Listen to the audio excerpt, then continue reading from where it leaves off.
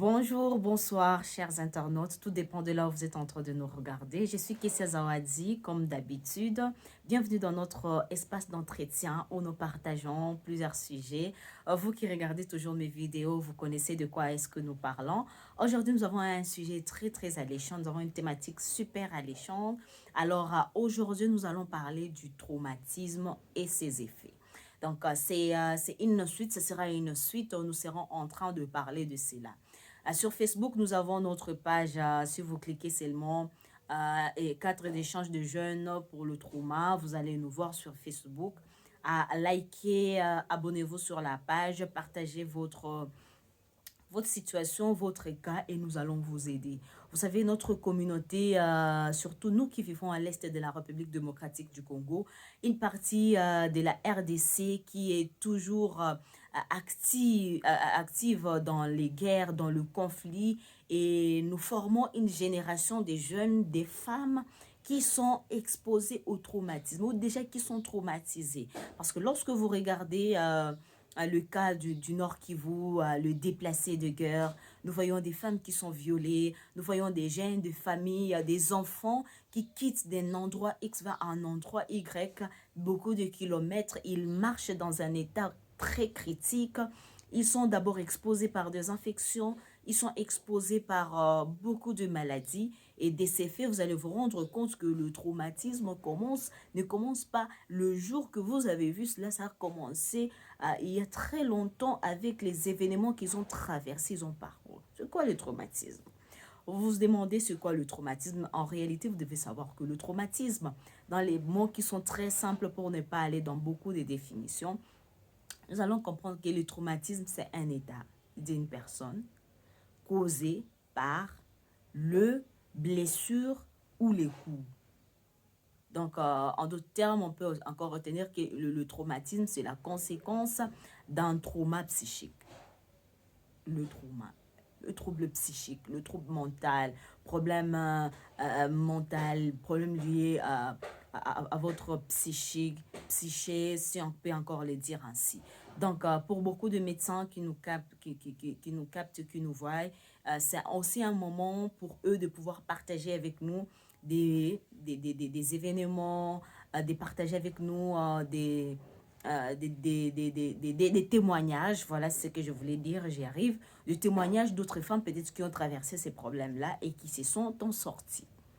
Alors, pour les effets, je vous dis qu'un autre jour, on invitera aussi un spécialiste pour nous parler de cela. Mais aujourd'hui, c'était pour aussi un peu entrer en vif, pouvoir vous donner le goût de pouvoir nous suivre tout le temps afin de comprendre ce quoi le problème que les gens traversent dans leur communauté. Surtout nous qui vivons à l'est de la République démocratique du Congo.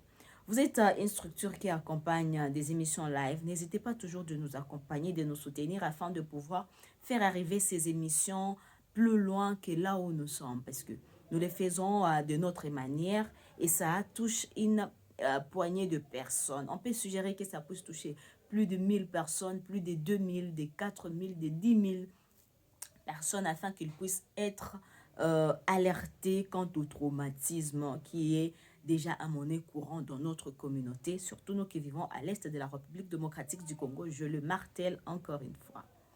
Alors, comment savoir une personne qui est traumatisée? Quelles sont d'abord les causes du traumatisme? Les causes, comme on a parlé de blessures.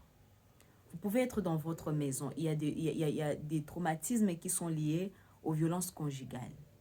Vous êtes dans votre foyer. Vous avez votre mari qui, deux fois, il vous tape.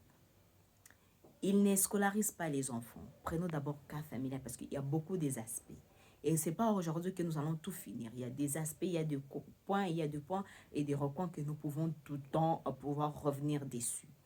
Il y a le cas des familles. Je me rappelle, il y a un ami qui me partageait un exemple en disant que il y a des enfants qui, après le divorce de parents, les enfants qui étudiaient dans des bonnes écoles, du coup, les enfants commençaient à venir à l'école en étant bizarres. Peut-être l'uniforme n'a pas été repassé et les enfants commençaient déjà à passer du temps avec d'autres enfants qui filment du chanvre.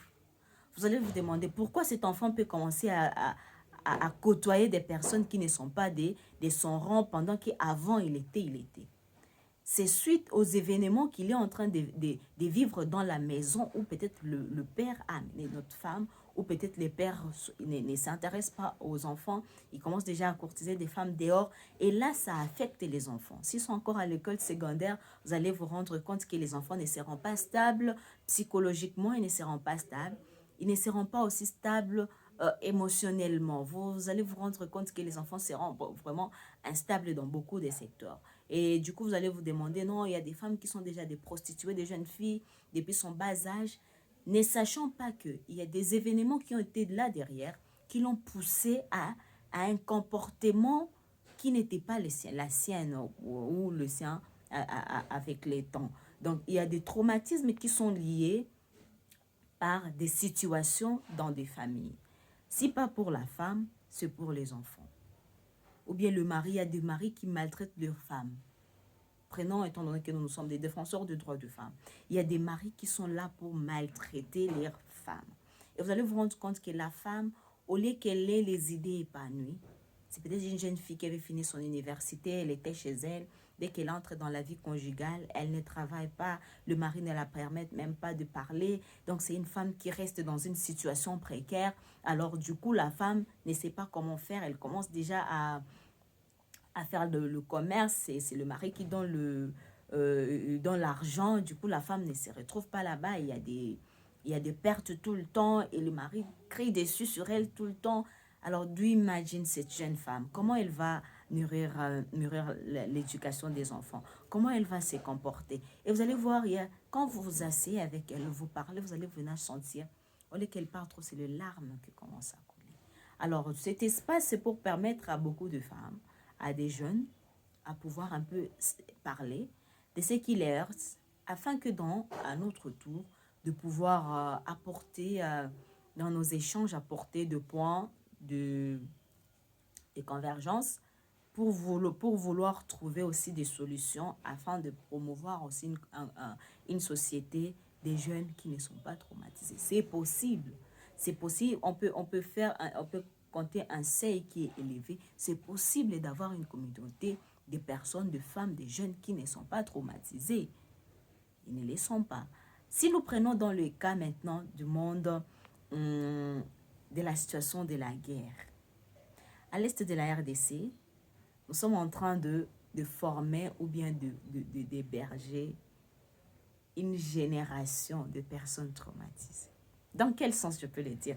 Merci beaucoup aux personnes qui sont en train de m'envoyer leurs messages, inbox, pour encourager l'initiative. Merci beaucoup aux gens qui sont en train de nous envoyer des messages pour encourager l'initiative. Merci aux personnes également qui sont en train qui apprécient ce que nous faisons. Et merci vraiment, on n'a pas grand-chose, mais nous avons aussi besoin vraiment que vous puissiez partager, que le message arrive aux personnes, à un grand nombre, afin que nous puissions avoir une communauté de personnes qui n'est pas traumatisée, des personnes détraumatisées. Alors, de ces faits, je suis en train d'appeler les jeunes. Je suis presque à la fin de cet entretien. Nous n'allons pas passer beaucoup de temps. Je suis presque à la fin. Mais on parlera à un autre numéro des effets. Mais évitez, j'étais en train de dire, ici dans la situation à l'est de la RDC, nous avons des événements qui rendent les personnes moins actives, hein, si je peux le dire. Donc, les personnes sont froides. Hein? Ils sont froides, vous vous demandez c'est quoi le problème. Et ils cachent des choses dans leur fort intérieur.